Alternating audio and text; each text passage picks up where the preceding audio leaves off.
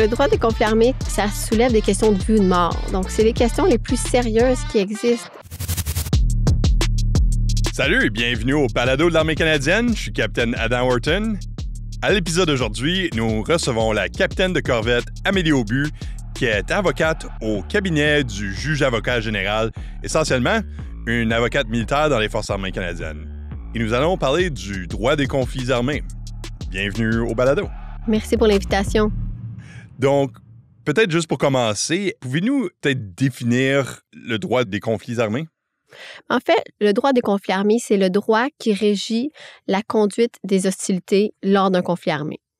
Et pouvez-vous nous expliquer peut-être les principes qui sont liés à ces droits-là? Oui. En fait, il y a 4 principes de base au droit des conflits armés: la nécessité militaire, l'humanisme, la proportionnalité et la distinction. Donc, la nécessité militaire, vraiment, a trait au but du conflit armé. C'est la soumission complète de l'ennemi. Donc, reconnaît qu'on a le droit de faire ça, mais qu'il y a des limites. Donc, on doit faire ce qui est nécessaire pour atteindre la soumission totale de l'ennemi. L'humanisme, c'est vraiment l'inverse logique du principe de la nécessité militaire. Donc, c'est Okay. Si certaines actions sont justifiées, ça veut dire que définitivement, il y a d'autres actions qui ne seront pas justifiées. Donc, le concept de l'humanisme va interdire d'infliger des souffrances, des blessures, de détruire des choses qui ne sont pas nécessaires ou qui sont inutiles pour atteindre l'objectif militaire. La distinction, c'est vraiment un principe qui était imposé aux commandants, aux soldats, pour vraiment faire la distinction entre les combattants, les objectifs militaires valides, donc qu'est-ce qu'on peut finalement attaquer, puis les civils, puis les objets civils qu'on ne peut pas attaquer. Donc, on doit vraiment faire la distinction entre les deux, parce qu'en vertu du droit des conflits armés, on ne peut qu'attaquer que des objectifs militaires valides. Finalement, il y a la proportionnalité qui vraiment est le lien entre la nécessité militaire et puis l'humanité. Donc, les dommages collatéraux qui découlent des opérations militaires, il y en aura, OK? Puis il va en avoir, puis c'est légal. Mais ils ne doivent pas être excessifs en regard de l'avantage militaire concret puis direct qui va être obtenu suite à cette attaque. Donc ça, c'est vraiment la question de la proportionnalité. C'est une balance qui est très délicate. C'est pas un calcul mathématique. C'est vraiment au cas par cas selon chacune des situations dans lesquelles les soldats vont se trouver. Si je regarde peut-être mes expériences dans la salle de classe en discutant le DCA, le droit des conflits armés, on voit que le monde s'implique beaucoup, puis ça devient des fois un petit peu épicé parce que tu as des soldats qui cherchent peut-être à accomplir leur mission, puis ils voient ces règlements-là peut-être comme quelque chose qui les empêche d'accomplir leur tâche, où il y a des perspectives différentes sur cette application dans l'exécution d'une mission. Puis il y en a qui disent même, ben regarde, moi j'ai une fraction de seconde, il faut que je considère tous ces facteurs-là en essayant de faire ces choses-là. C'est pas réaliste. Pourquoi est-ce que ces discussions-là tendent vers peut-être un engagement émotionnel? Je comprends, parce que le droit des conflits armés et les conflits armés comme tels, ça soulève des questions de vie ou de mort. Donc, c'est les questions les plus sérieuses qui existent. Puis je comprends que ça peut amener une certaine émotion, puis des certains enjeux éthiques. Si on regarde la question des combattants qui sont hors de combat, bien, techniquement, on a le droit d'attaquer un combattant, mais la minute qu'il est hors de combat, on doit arrêter de l'attaquer. Donc là, je comprends qu'un soldat peut se dire, ben pourquoi est-ce que 2 secondes, j'avais le droit de l'attaquer, puis là, j'ai plus le droit de l'attaquer, tu sais. Puis là, ce combattant-là qui est hors de combat, qui est blessé, qui peut plus m'attaquer, mais il peut quand même, dans quelques semaines, dans quelques jours, revenir m'attaquer. Donc, je comprends que ça peut soulever des émotions, puis ça peut soulever des émotions parce qu'on peut avoir des amis, des confrères, des compatriotes qui ont été attaqués, puis on veut les protéger également. Donc, c'est totalement légitime de se sentir comme ça. Mais ce qu'il faut se rappeler, c'est qu'il y a des règles qui existent pour des raisons claires. La première, c'est que peu importe la façon qu'on traite les gens, ça peut encourager l'autre partie à les traiter de la même manière qu'on les traite. Donc, si on commet des atrocités, si on ne respecte pas le droit des conflits armés, mais ça va encourager l'ennemi à ne pas le respecter. Et puis ça fait en sorte que nos compatriotes, nos consoeurs, nos confrères peuvent aussi être victimes de ces agissements-là qui viennent porter atteinte à leurs droits, de la torture et tout autre. Donc ça, c'est la première raison pourquoi c'est important de le respecter. La deuxième raison, c'est parce que l'histoire est venue nous démontrer que ne pas respecter le droit des conflits armés va seulement envenimer la situation, va ralentir la résolution du conflit. Donc, plus on respecte le droit des conflits armés, plus on a de chance d'avoir une résolution qui est rapide, puis qui va convenir aux deux parties. La dernière chose que je dirais, c'est c'est important de respecter le droit des conflits armés parce que vous, en tant que soldat, moi, en tant que soldate, je peux être tenu responsable criminellement pour mes agissements. Donc, on a tous l'obligation personnelle de respecter le droit des conflits armés. Puis, si on ne le respecte pas, on peut être tenu responsable devant les tribunaux canadiens, même à l'international. Je pense aussi un facteur à considérer, c'est souvent, on dirait un objectif militaire. Des fois, ça peut être très clair. Un char d'assaut, objectif militaire, trop facile. Puis on sait, généralement, les gens sont d'accord, un hôpital, c'est un objectif civil, puis ça sert à prendre soin des gens qui sont blessés. Mm-hmm. Ça fait beaucoup de sens. Mais quand on commence à entrer en jeu plusieurs dimensions, le concept de peut-être que l'ennemi, comme en Afghanistan, ne porte pas d'uniforme, Mm-hmm. ou peut-être qu'un emplacement est utilisé pour des fins civiles militaires, on dirait un dépôt de carburant, c'est là où des fois ça devient incertain et les gens ont peut-être des perspectives qui sont pas alignées sur qu'est-ce qui est un objectif et qu'est-ce qui n'est pas un objectif. Absolument. Puis en fait, c'est pour ça que je trouve que c'est le droit le plus fascinant qui existe parce que il y a beaucoup de zones grises. Justement, comme vous l'avez dit, il y a certaines choses qui sont clairement des objectifs militaires, qu'on peut clairement, un combattant qui porte l'uniforme, on peut clairement l'attaquer, mais il y a énormément, puis on l'a vu énormément en Afghanistan, mais il y a beaucoup de zones grises, il y a beaucoup d'incertitudes. Mais c'est pour ça qu'il faut prendre tous les moyens nécessaires et raisonnables dans les circonstances pour avoir l'information qui est disponible, puis prendre la décision la plus éclairée dans les circonstances. Donc, tu sais, c'est facile de faire le 20/20 hindsight, mais je pense que quand on analyse la situation après coup, on doit se remettre dans les pieds du commandant ou du soldat qui a pris la décision, l'information qu'il y avait, puis essayer de se dire quelle était la meilleure décision à prendre dans les circonstances. Mais souvent, il n'y a pas de réponse claire, puis il n'y a pas de bonne réponse comme dans un livre d'école, malheureusement. Ce qui fait en sorte que ça met un fardeau qui est difficile, effectivement, pour les soldats parce qu'ils se font face à des choix difficiles et ça peut être un fardeau pour eux. Mais je pense que c'est pour ça que c'est vraiment important d'enseigner, d'éduquer le plus possible sur le droit des conflits armés, les règles, les obligations pour que ça devienne ce qu'on appelle le muscle memory. Et tout de suite, on connaisse les règles, on connaisse les balises, puis qu'on les applique à la situation qui est devant nous. Puis c'est sûr qu'en y parlant à grande reprise, ça nous permet de faire peut-être un petit peu de travail de l'avance en pensant, OK, voici un scénario, ça, c'est la bonne chose à faire. On en discute, quelqu'un a des opinions, peut-être on devrait faire ça comme ça, comme ça. Puis vers la fin de cette discussion-là, bien, on a passé au travers d'exercices mentalement. Donc, quand ça vient à l'instant où on a une seconde à faire ces décisions-là, au moins on a déchargé un petit peu la pression de l'instant pour une connaissance qui existe déjà. Oui, absolument. Donc, c'est pour ça que l'entraînement militaire, c'est pas juste apprendre à manier les armes ou apprendre son métier. C'est vraiment aussi apprendre le droit des conflits armés pour pouvoir l'appliquer le temps venu. Oui, en fait, dépendant du métier ou à quel point dans notre carrière on se trouve, généralement, les soldats, à un certain point, vont voir des règles d'engagement. Pour ceux qui ne savent pas, des règles d'engagement, souvent, on voit ça sur une petite carte de soldat, puis c'est vraiment les règlements de qu'est-ce que vous pouvez et vous pouvez pas faire lors d'une opération. Généralement, un soldat peut se protéger. L'autodéfense ou la défense des autres, c'est quelque chose qui existe toujours. Mm-hmm. Mais par contre, c'est là où vraiment presque c'est la distillation de toutes ces discussions-là au niveau politique, au niveau opérationnel, au niveau stratégique qui ont pris place. Puis c'est donné à un soldat. Puis c'est presque ces choses-là qu'on revisite à plusieurs reprises qui leur donnent dans leur tête une image de qu'est-ce qu'ils peuvent ou ils peuvent pas faire dans le contexte de leur opération. Et pour développer ces choses-là, il y a beaucoup de temps et d'efforts qui vont en jeu, j'imagine, pour qu'un soldat sache quoi faire au bon moment. Est-ce que vous parlez un petit peu du développement de ces choses-là? Tout à fait. Donc, habituellement, il y a des avocats qui sont impliqués au niveau tactique, au niveau opérationnel puis au niveau stratégique dans la mise en place des règles d'engagement pour s'assurer qu'au niveau tactique, ça réponde aux besoins des forces qui vont être déployées. Puis au niveau opérationnel et stratégique également, on va réviser les règles d'engagement puis on va proposer des modifications si nécessaire pour s'assurer que toutes nos règles d'engagement respectent le droit canadien puis le droit international, ce qui inclut évidemment le droit des conflits armés.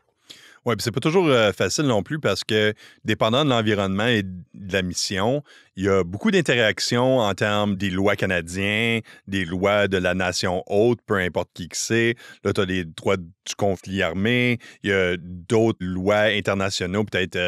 Droit international de la personne. C'est ça. Donc, c'est une intersection de beaucoup de choses qui sont assez complexes. Pour, encore une fois, que ça arrive qu'il y a des soldats qui vont faire des choses, il faut qu'ils sachent comment agir dans cet environnement-là. Oui, tout à fait. Hyper compliqué, mais les règles d'engagement et ultimement, le soldier card, la carte du soldat, doit être le plus simple possible parce que le droit des conflits armés, oui, c'est complexe, mais si on n'est pas capable de l'expliquer simplement à un soldat là, qui est au camp d'entraînement à Saint-Jean-sur-Richelieu, ben le droit des conflits armés, il ne sera pas respecté. Il va être d'aucune utilité. Si les soldats, les recrues, ils ne sont pas capables de le comprendre, ben c'est eux qui sont sur le front, c'est eux qui l'appliquent au jour le jour. Ce n'est pas les académiques, c'est pas les ONG, c'est pas moi, avocate militaire qui est à Ottawa, qui doit l'appliquer à tous les jours. Donc, c'est pour ça que c'est hyper important que malgré sa complexité, on soit capable de le réduire à sa plus simple essence, finalement. Il faut apprécier la magie de réduire des centaines de mille de pages de texte légal comme une petite carte à 2 bords qui est faite dans ta poche. Oui, effectivement, ça vient avec certains enjeux. Donc, est-ce que vous pouvez peut-être parler des restrictions sur les armes? Pour simplifier le droit des conflits armés, c'est à un certain point, lors de la guerre, les deux bords ont décidé, wow, comme c'est un peu trop, là, comme on utilise des gaz, des lance-flammes et tout ça, puis c'est vraiment comme déplaisant pour tout le monde. La guerre, c'est jamais plaisant, mais en plus, il y a certains armes qui sont juste trop. Puis là, on a, dans le fond, on a été d'accord que, pour pas vraiment augmenter la misère humaine en général lors de la guerre, on va plus faire ces choses-là. Quelles sont ces choses? Donc, le droit des conflits armés vient limiter les types d'armes qui peuvent être utilisées puis la manière dont ces armes-là vont être utilisées. Donc, les armes, les projectiles, les méthodes de guerre qui sont de nature à causer des maux superflus vont être interdits. Donc, quand on parle de superflu, on parle de ce qui n'est pas strictement nécessaire. Donc, il y a deux choses. Il y a les armes qui sont interdites, puis il y a l'emploi de certaines armes qui sont interdites. Donc, il y a certaines armes qu'on ne peut pas utiliser, on ne peut pas se procurer à cause que ça crée des maux superflus. L'exemple le plus communément utilisé, c'est l'exemple des balles dom-dom, les balles à pointe creuse, qui vont se dilater ou s'aplatir facilement dans le corps humain. Donc ça, c'est les armes qui sont interdites. Les forces armées canadiennes ne peuvent pas se les procurer. Ensuite, il y a les armes dont l'emploi est limité. Donc, on va dire, dans certaines circonstances, telle arme, tu peux l'utiliser, mais dans d'autres, non, parce que ça peut créer des maux qui sont superflus. Alors, c'est vraiment là où on va limiter justement les armes et l'emploi des armes pour s'assurer, comme vous l'avez dit, qu'il y a une limite à ce qu'on puisse faire, puis pour que ça respecte encore là les 4 principes dont on a parlé un peu plus tôt du droit des conflits armés. Ces limites-là viennent principalement des conventions de la Haye qu'on a adoptées il y a plusieurs années, mais par la suite, il y a énormément de conventions qui ont été adoptées par rapport aux mines antipersonnelles et autres pour vraiment adresser chacun des enjeux qui étaient soulevés par certains types d'armes. Donc, on a parlé pas mal de la construction des lois, comment on les applique du côté canadien. Mais peut-être dans le contexte de nos adversaires, on peut utiliser l'Afghanistan, par exemple. C'est des fois l'ennemi peut utiliser comme tactique d'exploiter l'application de ces lois-là. Je veux utiliser l'exemple de peut-être des combattants qui sont pas en uniforme ou qui se dissimulent dans la population civile. Donc, ça crée une zone grise où c'est pas certain qu'on peut faire la bonne chose, où ça prend beaucoup de temps à faire la décision. Comment est-ce qu'on peut engager dans des guerres contre des tels ennemis? Je pense que la première chose qu'on doit regarder, c'est c'est quoi le droit qu'on a devant nous? C'est quoi le droit qui s'applique, puis comment on peut l'adapter à la situation? Si on reprend l'exemple que vous avez donné des combattants qui ne portent pas l'uniforme, c'est souvent ceux qu'on fait référence aux civils qui participent directement aux hostilités. L'exemple patent en Afghanistan, c'était les fermiers de jour qui, le soir, allaient poser des IEDs sur les routes, par exemple. Bien ça, le droit des conflits armés nous donne la réponse. Donc, les civils, comme on le sait, sont protégés. Dans le cas des conflits armés, on ne peut pas délibérément les attaquer parce qu'ils ne prennent pas part à l'effort de guerre.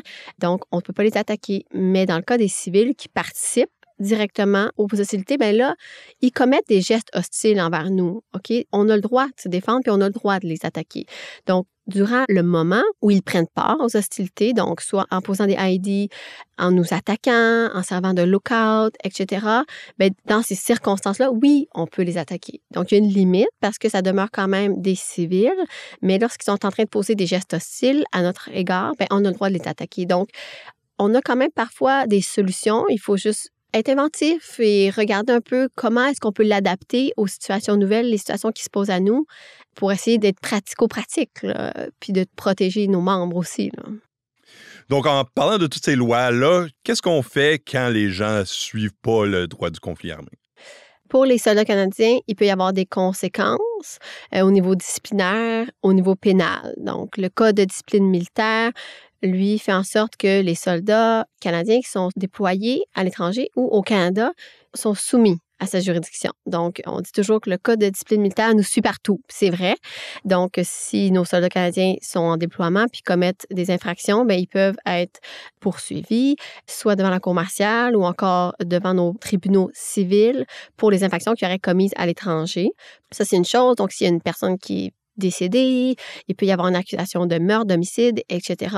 S'il y a quelque chose de plus, c'est-à-dire s'il peut y avoir un crime de guerre, par exemple, qui a été commis, bien, le Canada a incorporé dans son droit les conventions de Genève. Donc, il y a à l'intérieur du droit canadien des infractions de crimes de guerre. Donc, on peut être accusé également d'avoir commis des crimes de guerre si jamais accusation doit être portée.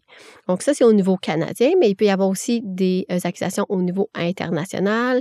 Le meilleur exemple, c'est la Cour pénale internationale. Le Canada, en 2000, a justement adopté une loi, ratifié le traité, le statut de Rome, adopté une loi pour incorporer le statut de Rome et accepter la juridiction de la Cour pénale internationale, ce qui fait en sorte que des soldats canadiens, théoriquement, là, ils pourraient se retrouver devant la Cour pénale internationale accusés de crimes de guerre, de génocide, de crimes contre l'humanité.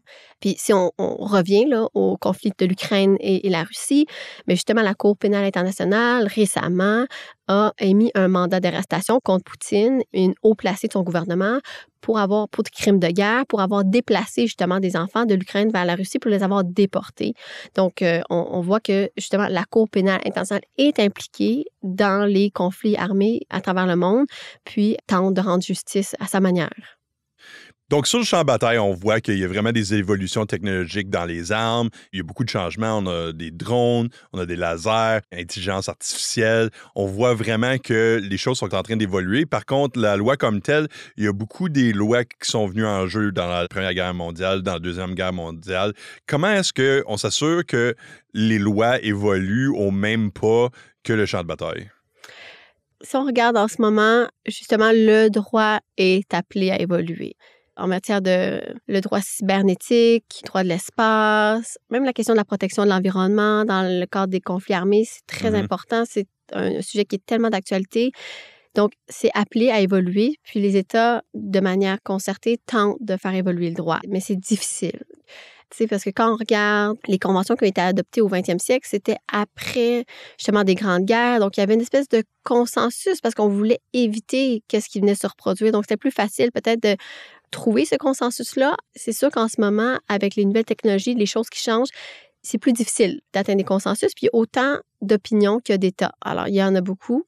Donc, ce qu'on voit parfois, c'est l'adoption de certains manuels. Le manuel de Tallinn Manual, lui, sert à adresser certains enjeux au niveau des questions cyber.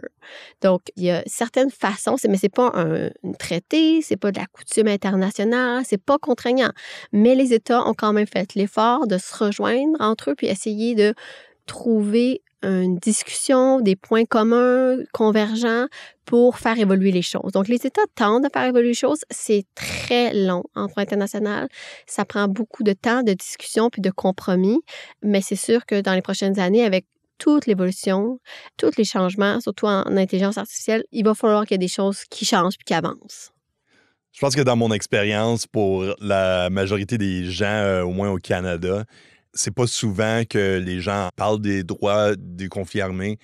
Pourquoi, tant qu'à vous, est-ce que c'est important qu'on en parle? Bien, c'est sûr que ça peut sembler loin pour nous. Tu sais, au Canada, on n'est pas dans un conflit armé, ça ne s'applique pas à nous. Tu sais, pourquoi est-ce qu'on devrait en parler? Bien, il y a des conflits armés à travers le monde en ce moment. Il y en a plus d'une centaine au monde, plus de 40 au Moyen-Orient, plus de 30 en Afrique, plus de 20 en Asie, et j'en passe. Et certains de ces conflits-là ont commencé tout récemment, d'autres durent depuis près de 50 ans. On n'a qu'à ouvrir les journaux pour vraiment avoir l'ampleur. Tu sais, qu'on pense à l'invasion de l'Ukraine par la Russie, plus récemment, le conflit entre Israël et le Hamas, c'est partout. Donc, les conflits armés touchent des millions et des millions de personnes, puis principalement des civils.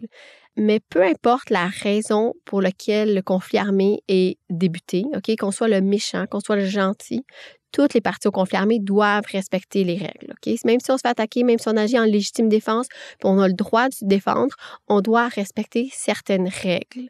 C'est ce qu'on appelle l'égalité des belligérants. Puis malheureusement, on le voit justement en ouvrant les journaux tous les jours que ces règles-là sont violées.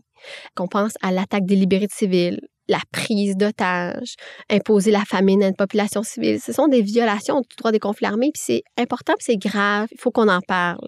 Puis c'est pourquoi je pense que c'est vraiment important d'en parler du droit des conflits armés, puis de l'enseigner pour pouvoir prévenir, empêcher, dénoncer, puis sanctionner les violations du droit des conflits armés.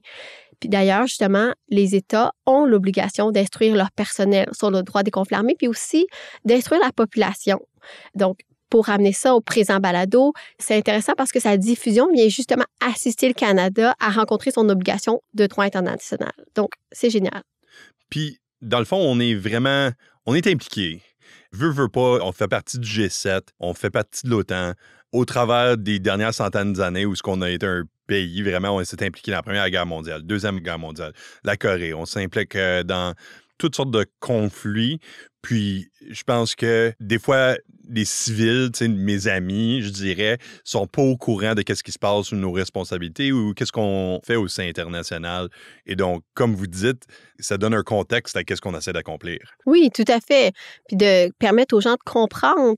J'enseignais aussi à l'université, puis je disais toujours à mes étudiants, tu sais, ce qu'on est en train d'apprendre en ce moment, ça vous permet de lire les journaux, de comprendre les nouvelles avec une autre perspective, puis de mieux analyser, puis d'avoir une pensée critique face à ce que vous voyez, puis d'être capable de se faire sa propre idée plutôt que de se laisser influencer un peu par tout ce qu'on voit un peu à droite et à gauche qui est dans les extrêmes souvent, malheureusement, dans les médias. Parfait. Bien, merci beaucoup d'avoir pris le temps de nous parler. Merci. Ça, c'était la capitaine de corvette, Amélie Aubu, qui est avocate au cabinet du juge avocat général. Et moi, je suis capitaine Adam Horton pour le balado de l'Armée canadienne. Prenez soin de vous.